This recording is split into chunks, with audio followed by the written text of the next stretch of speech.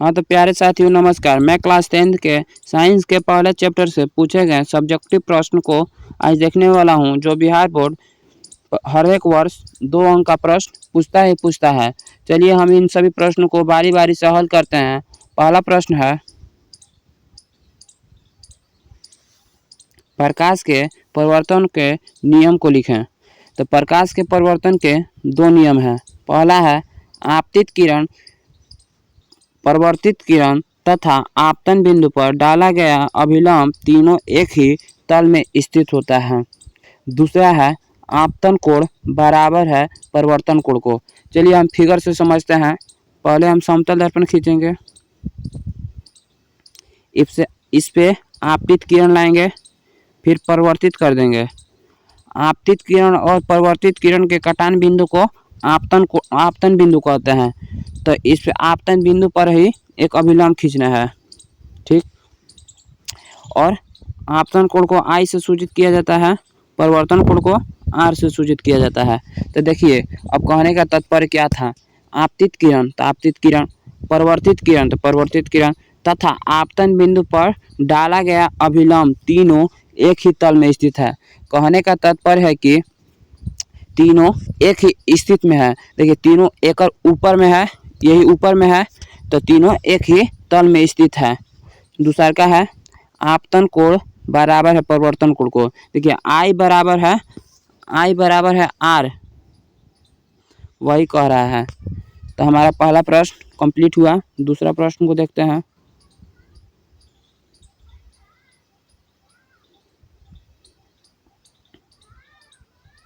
दूसरा प्रश्न है, अवतल दर्पण का 3 उपयोग लिखें। तो अवतल दर्पण का 3 उपयोग। पहला है उपयोग हजामती दर्पण के रूप में। देखिए हजामती का मतलब क्या होता है, जब लोग सैलून में जाते हैं बाल दाढ़ी बनवाने, तो उस दर्पण एगो शीशा लगा होता है, उस शीशा अवतल दर्पण का होता है। अवतल दर्पण का गुण है कि छोटी छोटी वस्तु को बड़ा आकार में दिखाता है। दूसरा क्या है, टॉर्च, वाहन, हेडलाइट एवं सर्च लाइट में। टॉर्च में, हेडलाइट में, सर्च लाइट में। हेडलाइट मतलब गाड़ी के पहले अग्रदीप शीशा रहता है, वही। तीसरा का है, आँख नाक कान के डॉक्टरों द्वारा। जब हमारा आँख खराब हो जाता है, कान खराब हो जाता है, नाक खराब हो जाता है, तब डॉक्टर एक लाइट ऐसा रहता है, वही बार कर देखते हैं, उसमें अवतल दर्पण लगा होता है, उसमें देख लेते हैं तो क्या फॉल्ट है। चलिए दूसरा प्रश्न को तो हो गया, तीसरा का प्रश्न देखते हैं।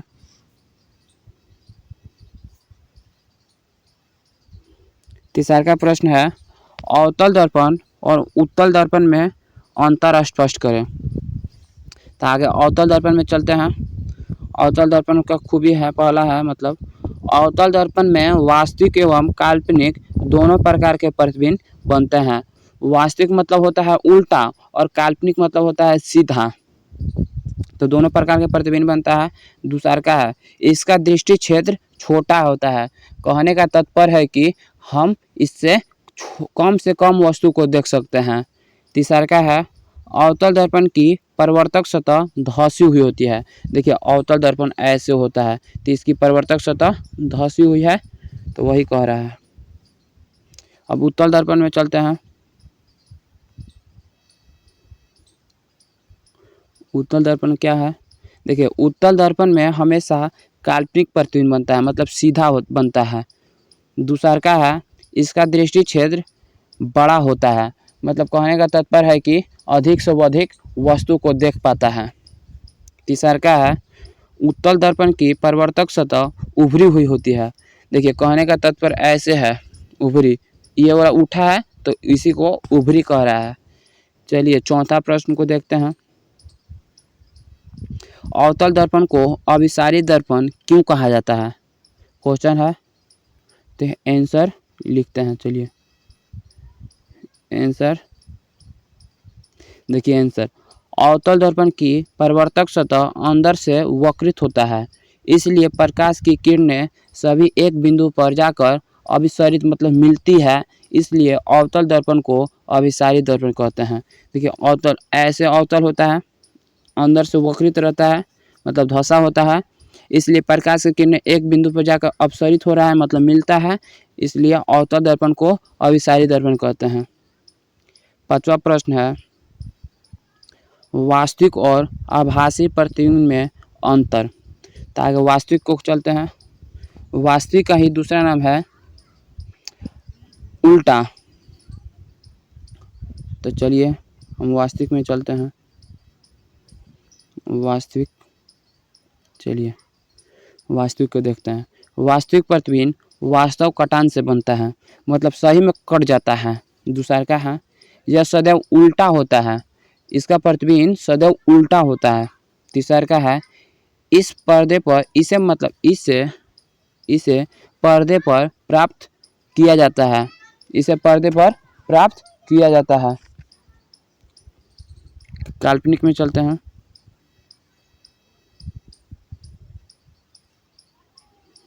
काल्पनिक में काल्पनिक प्रतिबिंब कटती हुई प्रतीत होता है, मतलब सही में नहीं कटता है। दूसरा का है, यह सदैव सीधा होता है, इसका प्रतिबिंब सदैव सीधा होता है। तीसरा का है, इसे पर्दे पर प्राप्त नहीं किया जा सकता है। चलिए हमारा फिजिक्स का क्वेश्चन 5 खत्म हो गया और 5 केमिस्ट्री में है, उसी को भी देख लेते हैं। देखिए पहला प्रश्न है, संतुलित रासायनिक समीकरण क्या है और रासायनिक समीकरण को संतुलित करना आवश्यक क्यों है। चलिए हमारा आंसर है, देखिए इसमें तो आंसर गलत लिखा गया है। संतुलित रासायनिक समीकरण, जिस रासायनिक समीकरण में भिन्न भिन्न तत्व वाले परमाणुओं की संख्या भिन्न भिन्न होती है, लेकिन नहीं, इसका आंसर बतलाते हैं। देखिए संतुलित रासायनिक समीकरण किसे कहते हैं, जिस रासायनिक समीकरण में अभिकारकों और उत्पादकों की परमाणुओं की संख्या समान होती है, उसे ही संतुलित रासायनिक समीकरण कहते हैं। इसे संतुलित करना इसलिए आवश्यक होता है, द्रव्यमान संरक्षण का नियम का पालन करना होता है। द्रव्यमान संरक्षण के नियम के अनुसार है कि ना तो द्रव्यमान को नष्ट किया जाता है और ना ही उत्पन्न किया जा सकता है, इसे एक रूप से दूसरे रूप में बदला जा सकता है। दूसरा प्रश्न को देखते हैं।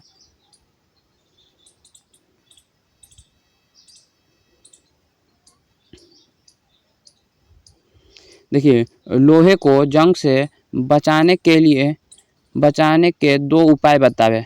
तो उत्तर लिखेंगे। पहला उत्तर है, लोहे की सतह पर पेंट करके बचाया जा सकता है, ठीक है। दूसरा का है, लोहे पर ग्रीस लगाकर बचाया जा सकता है। तीसरा प्रश्न को देखते हैं। तीसरा प्रश्न क्या कह रहा है, देखिए प्रतिस्थापन अभिक्रिया क्या है, उदाहरण देकर समझावे। तो उत्तर है, अत्यधिक क्रियाशील तत्व अपने से कम क्रियाशील तत्व को उसके लवण विलयन से विस्थापित कर उसका स्वयं स्थान ग्रहण कर लेता है, उसे ही विस्थापन या प्रतिस्थापन अभिक्रिया कहते हैं। प्रतिस्थापन का ही नाम विस्थापन है, ठीक है।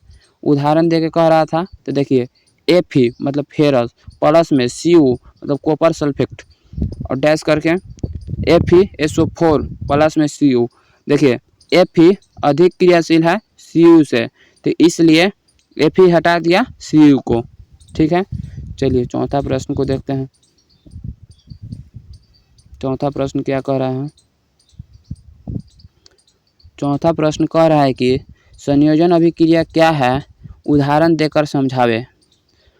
तो उत्तर लिखेंगे, जिस अभिक्रिया में 2 या 2 से अधिक तत्व आपस में संयोग करके नए यौगिक का निर्माण करता है, जिसका गुण मूल पदार्थ से भिन्न होता है। कहने का तात्पर्य है कि A प्लस में B संयोग मतलब जुटना, तो दोनों आपस में जुट गया और C बना दिया, ठीक बन गया। इसका गुण इन दोनों का गुण से बिल्कुल भिन्न होगा, मतलब अलग होगा, उसे ही संयोजन अभिक्रिया कहते हैं। उदाहरण देने के कह रहा था, तो देखिए H2 प्लस में O2 से बन गया H2O, तो इसको संतुलित कर दिए। यहाँ बाकी 2 होता 2, ठीक है। चलिए 5वां प्रश्न को देखते हैं। 5वां प्रश्न क्या कह रहा है, अपचय और उपचय यानी रेडॉक्स अभिक्रिया क्या है। तो उत्तर लिखेंगे,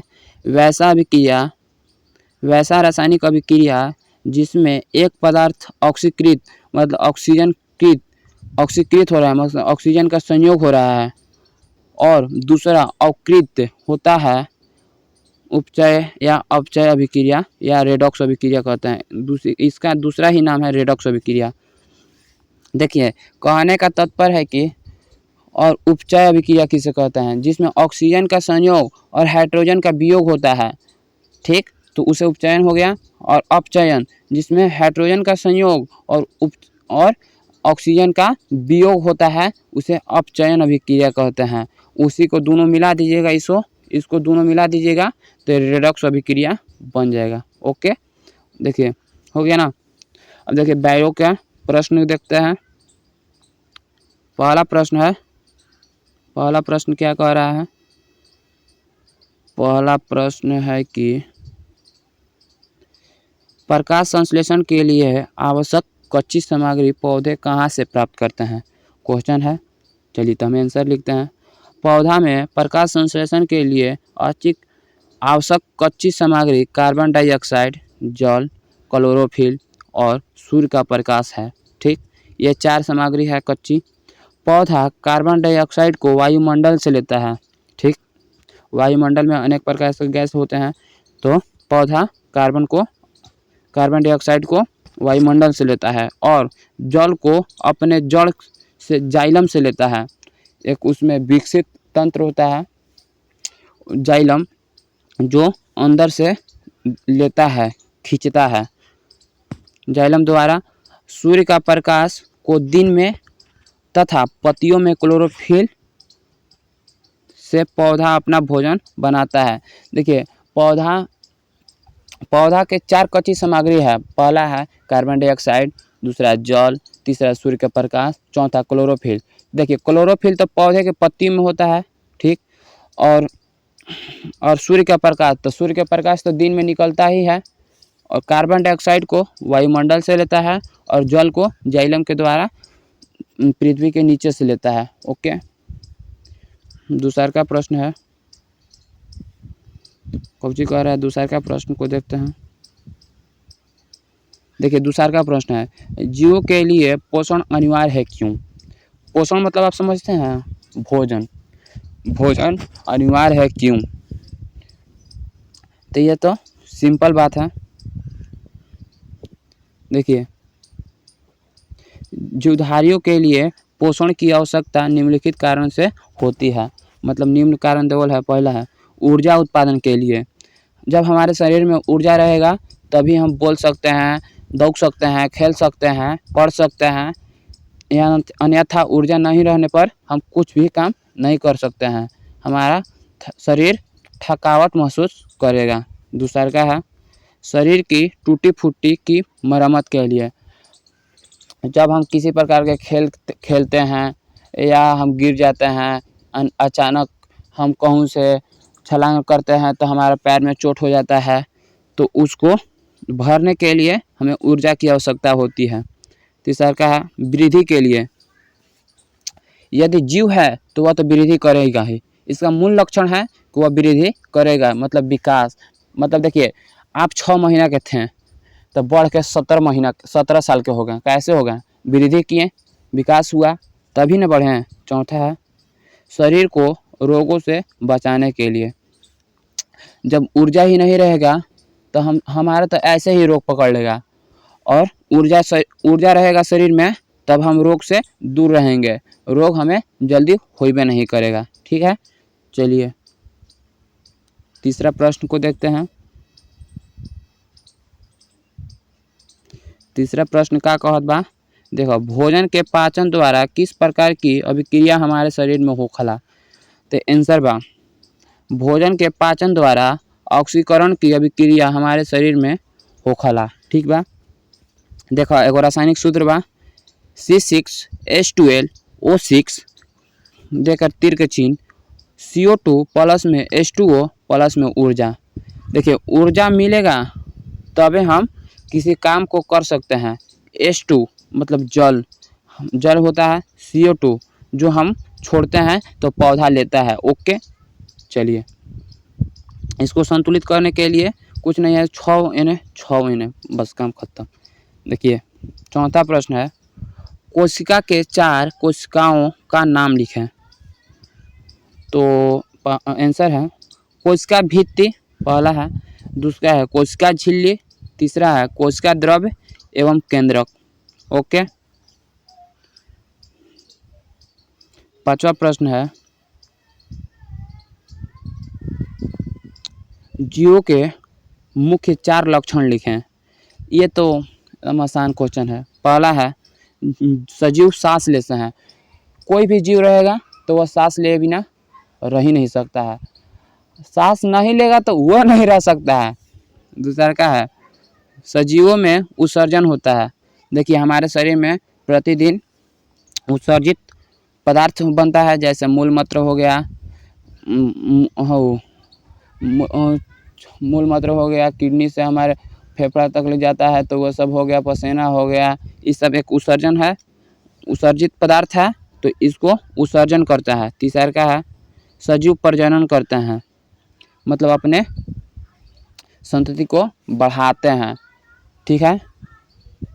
चौथा है सजीव गति एवं वृद्धि करते हैं।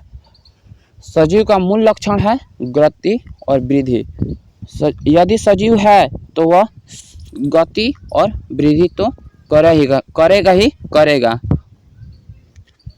चलिए हम आज का सेशन यहीं पर समाप्त करते हैं। आज क्लास अच्छा लगे तो लाइक शेयर कमेंट करिएगा और अपने मित्रगणों के साथ शेयर करिएगा। मैं यूट्यूब पर नया हूँ और आप लोग का पूरा सपोर्ट चाहिए मैं आशा करता हूँ कि आप लोग हमें ज़रूर सपोर्ट करिएगा। धन्यवाद। अगले क्लास में